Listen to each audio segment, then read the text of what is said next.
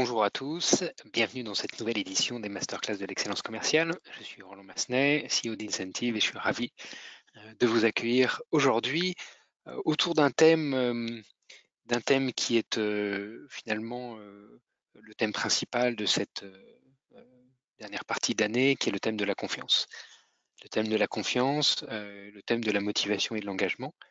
L'économie en dépend considérablement. Les annonces du gouvernement hier soir avec ce chiffre important de 100 milliards ont pour objectif de renforcer la confiance des entreprises, de renforcer la confiance des ménages pour relancer la consommation.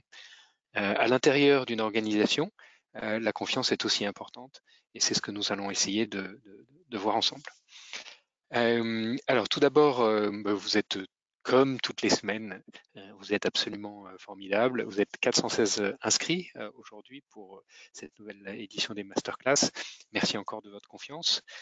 Qui sommes-nous? Les Masterclass de l'excellence commerciale sont sponsorisés par Incentive. Incentive répond aux besoins des organisations de manager différemment les organisations commerciales et renouveler les outils. Aujourd'hui, les managers ont essentiellement à leur disposition des tableaux de chiffres, un réseau social d'entreprise et des emails pour communiquer avec leurs équipes. Il y a maintenant des moyens beaucoup plus modernes d'engager, de communiquer, de manager. Et donc, Incentive, c'est une remote management platform, une change management platform, une application de management à distance. Nous travaillons aujourd'hui dans une vingtaine de pays, l'application est disponible dans 9 langues, dans des secteurs très variés comme vous pouvez le voir, et on est très orienté résultats. Beaucoup de nos projets, des programmes qu'on lance avec nos clients se font success fee, et on a contribué à une croissance supplémentaire de 250 millions pour nos clients. Parmi ces clients, Air Liquide, Nurès Wagons-Lits SNCF et Egan Prévoyance. Nurès Wagons-Lits SNCF, c'est un cas extraordinaire avec 1500 baristas qui dans les bars TGV, 1500 serveurs dans les bars TGV, qu'il faut animer à distance, qu'il faut motiver à distance, qu'il faut former à distance et avec lequel il faut créer du lien. Et en moins d'un an, avec Georges de Panafieux, qui était notre invité la semaine dernière dans les masterclass de l'excellence commerciale, avec Georges de Panafieux, les équipes de Nurès Wagons-Lits dans les bars TGV ont réussi une croissance extraordinaire de plus de 20 millions d'euros et en passant d'une satisfaction client de 65% à, je crois, global maintenant autour de 92%. Donc, très, très grosse progression dont on est tous témoins en tant que voyageurs de la SNCF. Alors aujourd'hui, on va parler d'un enjeu. Et pour introduire cette discussion d'aujourd'hui, je voudrais revenir sur un peu d'histoire, ou plus exactement sur un peu de mythologie. Mythologie, c'est le mythe de Charybde et Scylla. Alors petit rappel, hein, Charybde, c'est la fille de Poséidon et de Gaïa, qui aime beaucoup manger, et elle dévore le troupeau d'Héraclès, donc le fils de Zeus, qui, furieux, la punit pour l'envoyer au fond d'un détroit. Et puis, non loin de là, vit Scylla. Alors Scylla, c'est une nymphe. Scylla, c'est une nymphe dont Glaucos est follement amoureux. Malheureusement, l'amour n'est pas réciproque. Et donc, Glaucos va demander à la magicienne Circé un filtre d'amour pour séduire sa belle. Mais finalement, Circé, qui est elle aussi amoureuse de Glaucos, s'arrange pour changer la nymphe, la belle nymphe Scylla, en monstre terrifiant. Et c'est ce que vous voyez sur cette gravure que vous avez devant vous. Vous avez d'un côté ce gouffre de Charybde, et puis vous avez ce monstre terrifiant de Scylla. Voilà. Et bien finalement aujourd'hui, dans les entreprises, on est confronté à ce dilemme, hein, à cette on doit naviguer entre deux risques. Un risque de baisse de confiance des collaborateurs, on va dire que c'est Caraïbes, et puis un autre risque qui est qui est la désorganisation des équipes due à la situation complexe avec le Covid qui, même si fait beaucoup moins de victimes, il est toujours présent dans la tête des gens et la distanciation sociale, l'organisation des équipes en télétravail ou au bureau crée une désorganisation qui est compliquée à gérer. Et donc, pour remotiver tout le monde et rattraper le retard qui a été pris en ce début d'année, je vous propose de balayer quelques conseils, quelques frameworks qui vont nous aider à réfléchir ensemble à ces deux sujets. Alors, tout d'abord, sur la baisse de confiance des collaborateurs, alors il y a un très bon bouquin d'Éloi Laurent qui s'appelle L'économie de la confiance, qui finalement décrit pourquoi la confiance est si importante. Si on s'en tient aux chiffres actuels, les Français ont thésaurisé plus de 100 milliards d'euros, 100 milliards d'euros sur les derniers mois. Donc c'est 100 milliards qui n'ont pas été consommés, qui n'ont pas été réinvestis dans l'économie.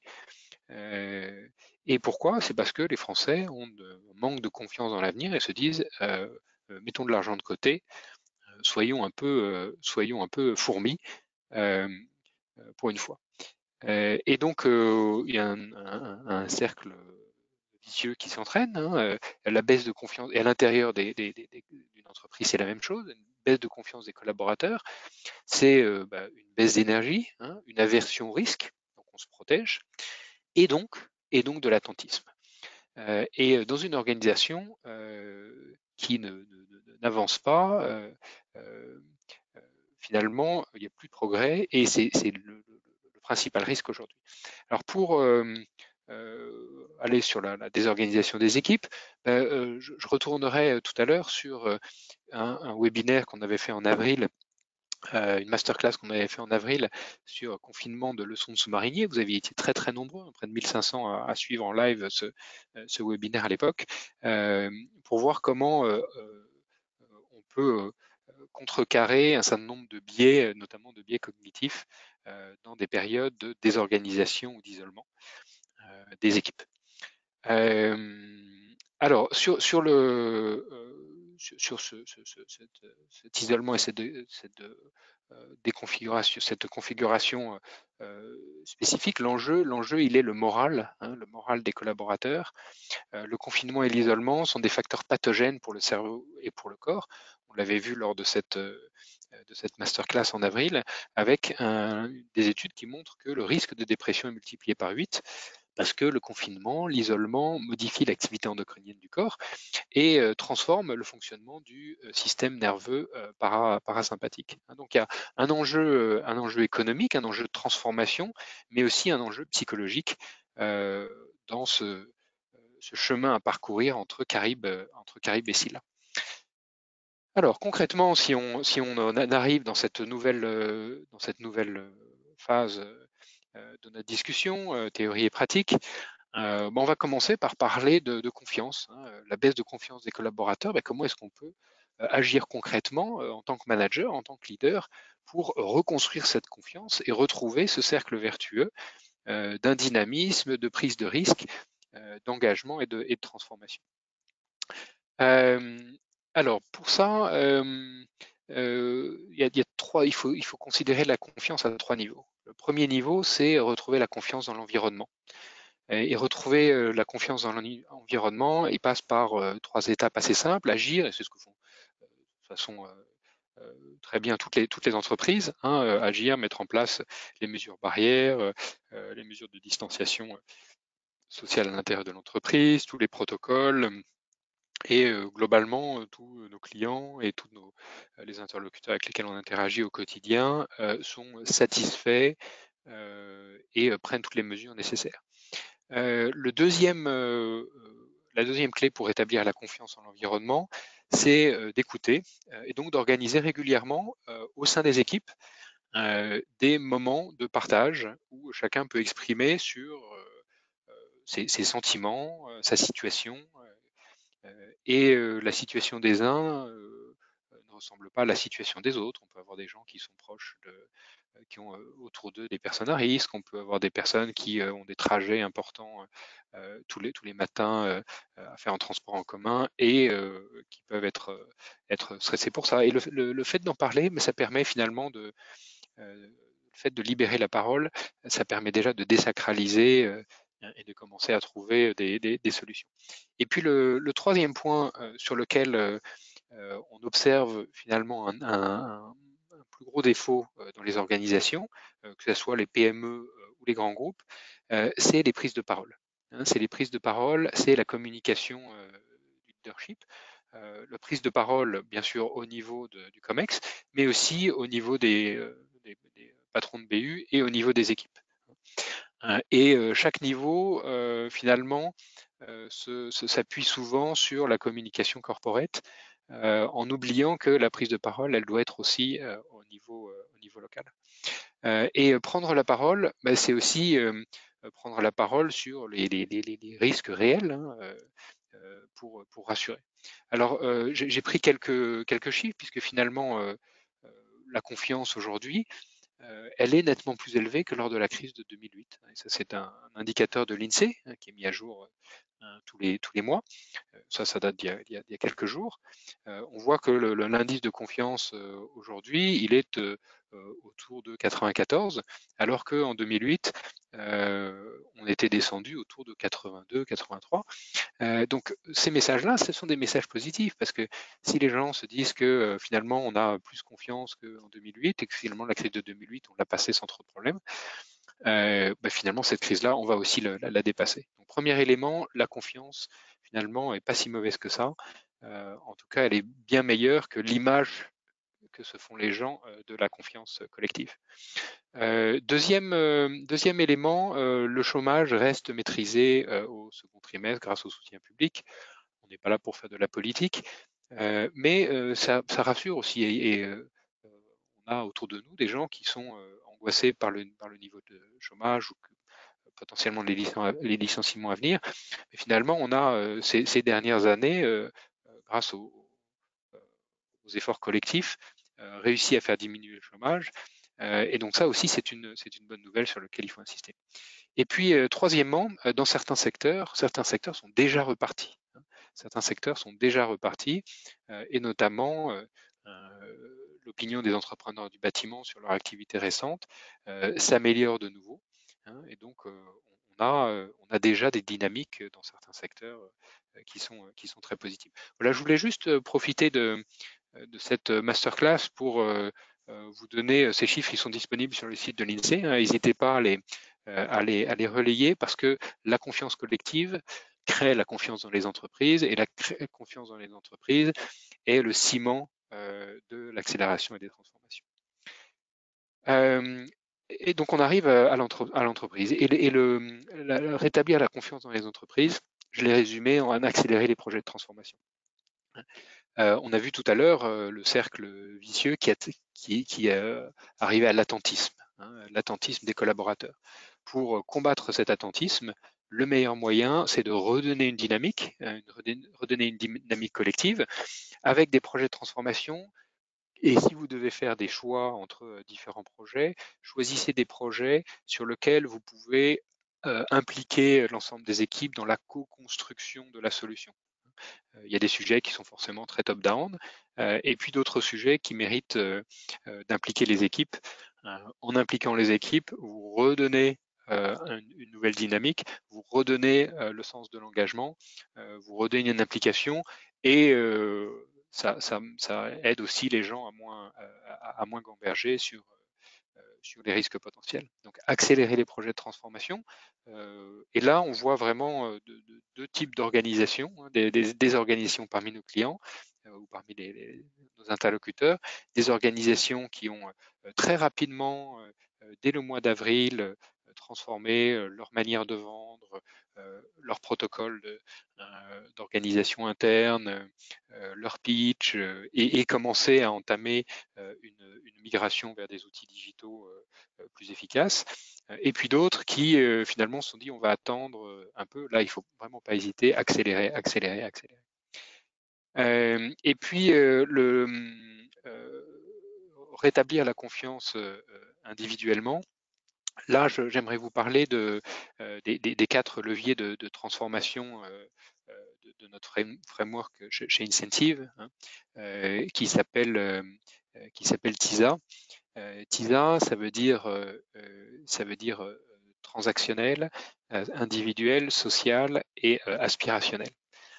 Et ce sont les 4 leviers sur lesquels vous pouvez, en tant qu'organisation, en tant que leader, en tant que directeur commercial, agir sur vos équipes pour rétablir une confiance. Alors le T, c'est transactionnel. Transactionnel, c'est le levier de motivation classique, de salaire, de bonus. Sur ce levier-là, il faut rassurer, il faut communiquer, il faut clarifier, il faut éviter les incertitudes. Voilà. Est-ce que chaque entreprise va prendre ses décisions ou a déjà pris ses décisions? Est-ce que je change mes objectifs? Est-ce que je ne change pas mes objectifs? Est-ce que je vais donner une prime? Je ne vais pas donner une prime? Est-ce que je compense pour tel et tel projet ou pas? Ou telle difficulté, ou telle, voilà. Soyez le plus clair et le plus transparent possible sur le levier transactionnel, qui est le levier monétaire de motivation. Ensuite, on a le levier de motivation individuelle, hein, le I de TISA. Levier de motivation individuelle, c'est est-ce que j'ai de l'autonomie, est-ce que je maîtrise mon environnement, hein, et est-ce que je me sens progresser. Là, le sentiment d'autonomie et de maîtrise, ce sont des leviers qu'on travaille plutôt à long terme. En revanche, vous avez au sein du I de la motivation individuelle, un levier extraordinaire qui est profiter de cette période pour accélérer les apprentissages de nouveaux comportements, les apprentissages de.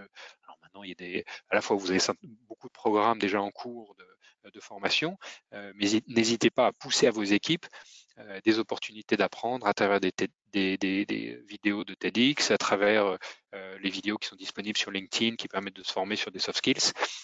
Donc, insistez avec vos équipes sur la formation, c'est un levier de motivation très fort. Donc, c'est le levier de motivation individuelle.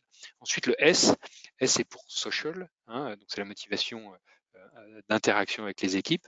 Et dans la motivation sociale, je vais avoir la capacité de chacun à contribuer à la vie de l'équipe, d'où la réflexion dans l'entreprise d'accélérer des projets de transformation collaboratifs, de co-construction.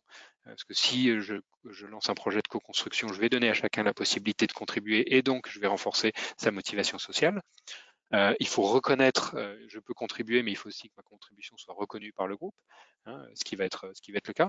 Et puis, le troisième élément dans cette motivation sociale, c'est faire partie d'une équipe qui gagne. Et ça, c'est un levier extraordinaire, extraordinairement puissant. C'est ce qui fait qu'on est des millions dans la rue à chaque fois que la France gagne une Coupe du Monde de football ou un championnat de rugby. On a besoin de faire partie d'un groupe.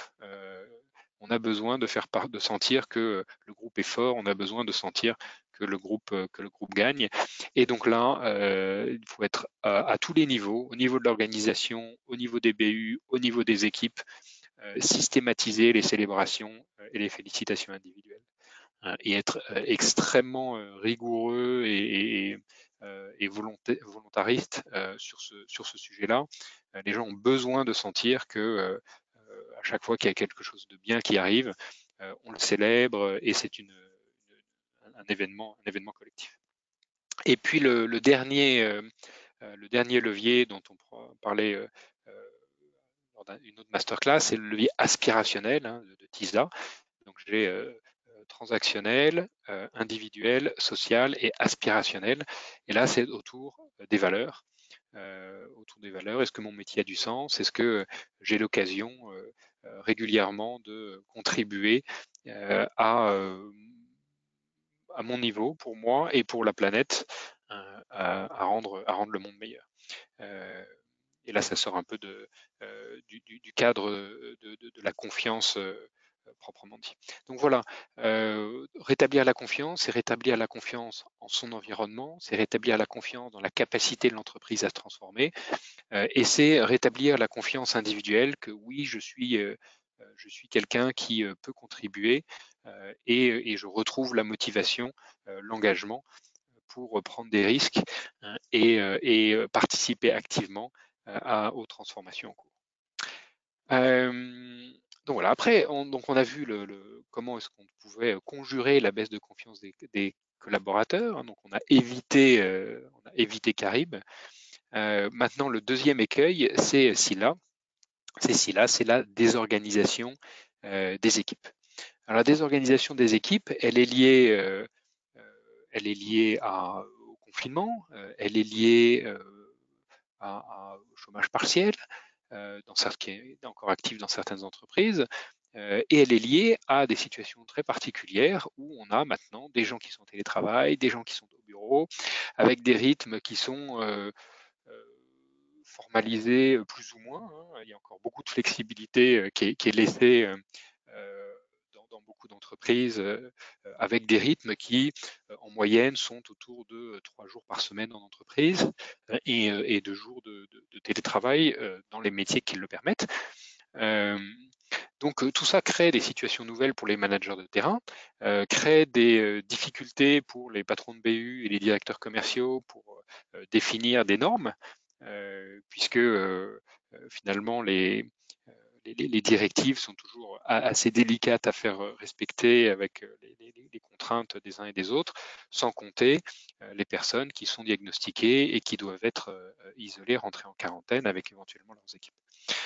Donc, comment est-ce qu'on réinvente finalement la relation managériale? Comment est-ce qu'on crée de nouveaux liens, entre les équipes?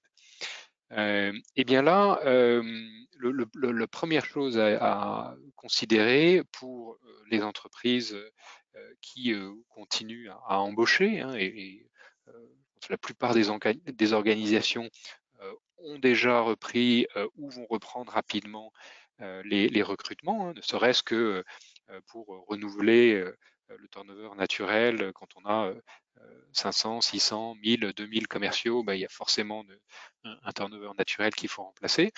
Et là, il devient absolument impératif d'imaginer comment est-ce qu'on va renforcer les procédures d'onboarding pour que chacun se sente accueilli, même si la moitié de l'équipe n'est pas présente à bord. Alors, réinventer l'onboarding, ça passe impérativement par une digitalisation d'une partie du processus. Alors, il y a le processus administratif qui est déjà relativement bien processé chez nos clients. En revanche, il y a le processus d'intégration humain qui, lui, se fait de façon beaucoup plus manuelle et qui donc, si on veut le scaler, doit être automatisé. Et donc, vous avez maintenant un certain nombre d'applications, dont bien sûr Incentive, sur lesquelles vous pouvez définir les différentes étapes de l'onboarding sur le premier mois, sur 1 mois, 2 mois, 3 mois. Et dans cet onboarding, on va intégrer à la fois de l'acquisition de compétences, hein, on va intégrer la réalisation d'objectifs de rencontres, de partage, de discussions avec à la fois des gens en interne et éventuellement des partenaires, des clients, et puis des bilans réguliers, hein, pour s'assurer que les connaissances ont bien été intégrées et que la mayonnaise sociale a bien pris au sein de l'équipe. Et on verra dans la suite de la discussion qu'il y a un certain nombre d'idées d'animation d'équipe qui s'appliquent aussi très bien à l'accueil des nouveaux. Donc réinventer l'onboarding, ça passe de façon quasiment obligatoire maintenant par le digital, avec des applications dédiées comme par exemple Incentive. Deuxièmement, créer du lien social à distance. Alors là, je vous ai laissé quelques idées. Elles sont très nombreuses. On pourra en faire un catalogue peut-être dans un livre blanc ou un article de blog prochainement sur le blog d'Incentive. Je vous en ai listé quelques-unes qui sont des principes très, très simples à mettre en œuvre. On a commencé par la vidéo.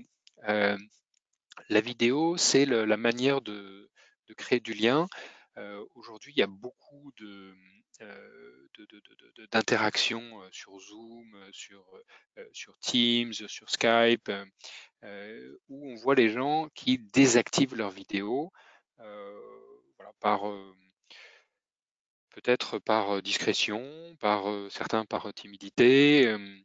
Euh, on voit de plus en plus des managers encourager leurs équipes à laisser leurs vidéos allumées, même si parfois ça donne lieu à des scènes un peu curieuses mais très émouvantes avec les enfants qui apparaissent sur le devant de la scène ou en background. Donc notre recommandation, c'est garder le lien vidéo actif. C'est une manière de lire les expressions, de lire les émotions, hein, de ressentir comment les gens vivent une discussion, une interaction, un échange. Autre bonne pratique que nous avons observée, c'est de créer un channel ouvert 24 heures sur 24. Ça peut être un Zoom, il y a des solutions de vidéo où chacun peut venir, s'il le souhaite, partager, échanger, rencontrer, créer des nouveaux liens.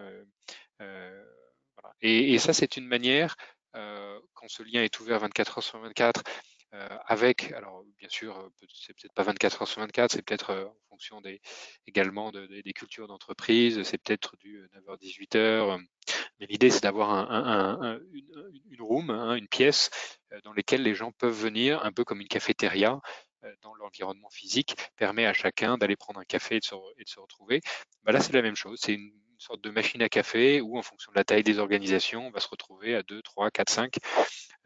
Cette cafétéria virtuelle, on peut la créer au niveau de l'entreprise si l'entreprise n'est pas trop grosse, ou au niveau d'une équipe, pour se retrouver à un ou deux et qui aura plus, là, sera un peu moins cafétéria, un peu plus machine à café.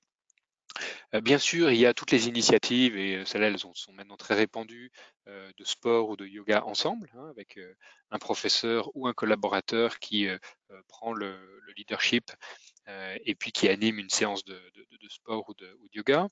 Il y a les soirées gaming. Là aussi, on tâchera dans le futur article de blog de mettre tous les jeux qui ont été digitalisés et qu'on peut faire maintenant à distance de façon sympa, rigoureuse et même parfois augmentée. Des déjeuners ensemble. Ça, c'est une manière de célébrer un événement, par exemple. On va faire livrer un repas à chaque collaborateur de l'équipe et puis on va se connecter et puis échanger ensemble sans agenda business, juste pour le plaisir de passer un moment entre des gens qui sont au bureau et puis des gens qui, pour des raisons techniques ou personnelles, doivent rester chez eux. Et puis bien sûr, être aussi très volontariste sur la célébration systématiquement de tous les anniversaires, que ce soit des anniversaires de naissance ou des anniversaires de présence dans l'entreprise. Profiter finalement de chaque occasion pour apporter de l'énergie positive au groupe. Dernier point sur construire de nouveaux liens, c'est réinventer les interactions d'équipe. Hein, les interactions d'équipe. Alors là, il y a aussi toute une théorie intéressante sur c'est quoi une interaction d'équipe, à quoi ça sert, et on distingue 4 grandes typologies de réunions. Hein. Il y a des réunions d'information avec des questions-réponses. Il y a des réunions de gestion de projet avec l'objectif d'aligner chaque participant autour d'un plan d'action. Il y a des réunions qui servent à décider, et donc il faut analyser le pour et les contre des différentes possibilités avant de prendre la décision. Et puis il y a les réunions de créativité, de co-construction. Et alors, je vous ai mis à droite là des cœurs pour mesurer la capacité de tenir ces réunions à distance ou pas. Les réunions d'information, questions-réponses et les réunions maintenant de co-créativité se font très bien à distance. En revanche, les réunions de décision et les réunions d'alignement autour de la gestion de projet sont beaucoup plus difficiles à tenir à distance.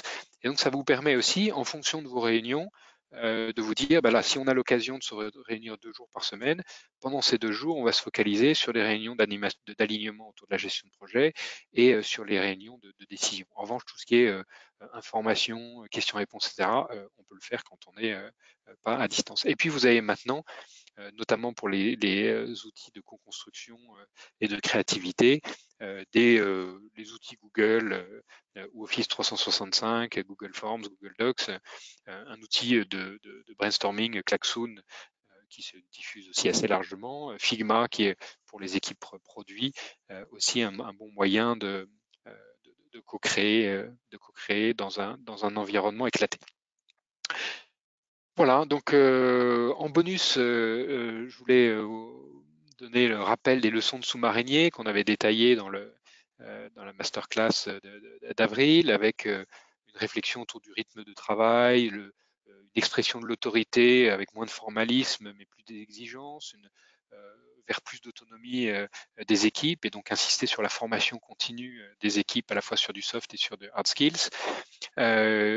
Mettre les rituels au service de la communauté, on en a vu un certain nombre dans les minutes qui précèdent, et puis bien maîtriser l'information, on l'a vu en introduction, l'enjeu, il est aussi de communiquer. Voilà. Ça, c'était un framework qu'on avait vu aussi, que je passe rapidement. Dans les idées bonus, un très bon article d'Édouard Tétrault, un économiste, dans les Échos il y a quelques jours, sur la nécessité de la reprise et sur les vrais chiffres qui permettent de rassurer et de créer de la confiance. Une réflexion sur le rôle de leader par Jim Detmer, le leader de conscience, absolument passionnant bouquin. Et puis un article de blog dans Medium de Mathilde de Colin, qui est la CEO de Front, une très belle start-up qui est maintenant basée aux États-Unis, dont je vous mets le lien. Voilà, et puis quelques lectures pour diversifier son management, des ouvrages qu'on aime bien, qu'on a déjà cités, Dream Team de Ludovic Giraudon, qu'on a reçu il y a 3 mois dans les masterclass de l'excellence commerciale, et puis Olivier Sibony, qu'on a également reçu il y a 2 mois, vous allez redécouvrir le management et 40 clés scientifiques pour prendre de meilleures décisions.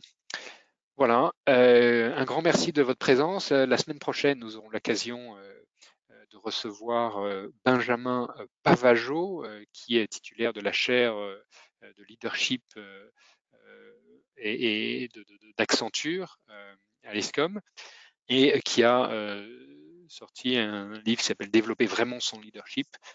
C'est le leadership par le don, un interview absolument passionnante à suivre lors de notre prochaine masterclass de l'excellence commerciale, jeudi prochain à 11h30. Voilà, je vous remercie beaucoup de votre présence. Merci encore à tous de votre fidélité.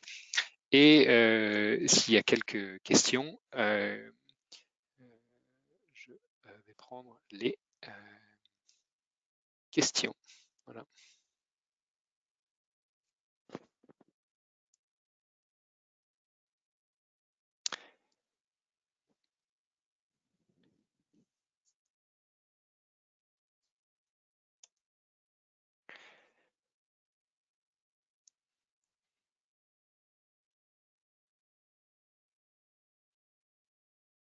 Alors, j'ai une question autour de comment modifier l'organisation des challenges commerciaux avec ce que vous avez décrit.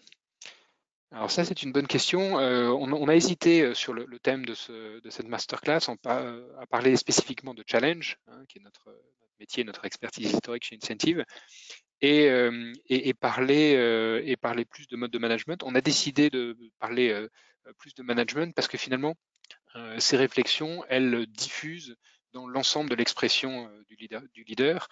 Et le leader, il va exprimer son leadership à travers des actions, dont l'animation et l'engagement. Alors l'impact sur le challenge, on va travailler beaucoup, et on travaille beaucoup avec nos clients en ce moment sur des challenges collectifs, pour retrouver de la cohésion. Pas forcément des challenges globaux, mais des challenges collectifs d'équipe, avec l'introduction de compétitions entre des agences, entre des équipes, entre des pays, mais au sein de l'agence, au sein du cercle de confiance, on veut garder le maximum de bienveillance et donc éviter toute compétition individuelle locale. Voilà.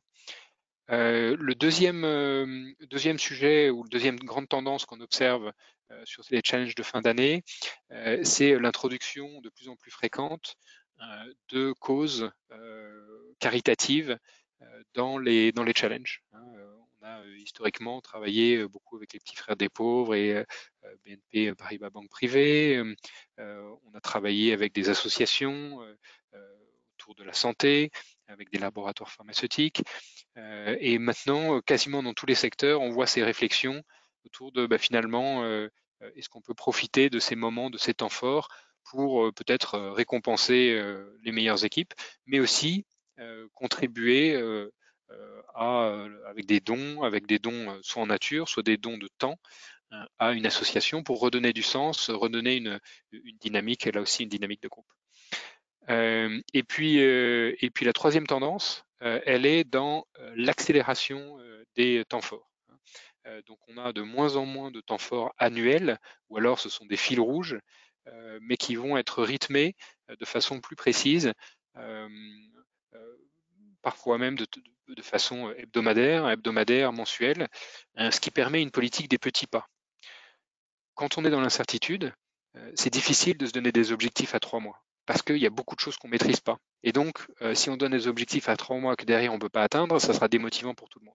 En revanche, si je me donne des objectifs opérationnels d'une semaine ou d'un mois, j'ai beaucoup plus de visibilité et donc je peux donner des objectifs plus réalistes. Et donc je peux rentrer dans une dynamique où je suis quasiment sûr que mon organisation va réussir ce challenge. Et donc, je vais rentrer dans ce cercle vertueux du succès, où le succès appelle le succès, et je pourrais comme ça également renforcer pas simplement la motivation collective, mais aussi la capacité à ajuster les objectifs semaine après semaine, mois après mois, en fonction de l'évolution du contexte, des clients qui reviennent sur le marché, etc. Donc trois grandes tendances. Plus de collectifs, en tout cas aucune compétition individuelle au sein d'une équipe localement.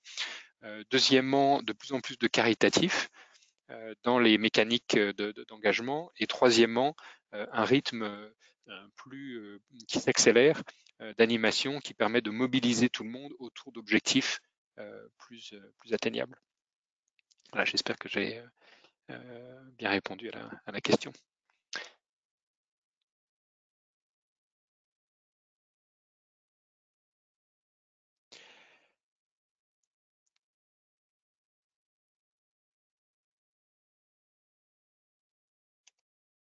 Voilà, écoutez, je vous remercie. Je vois qu'il est, on me fait signe là qu'il est déjà midi 10.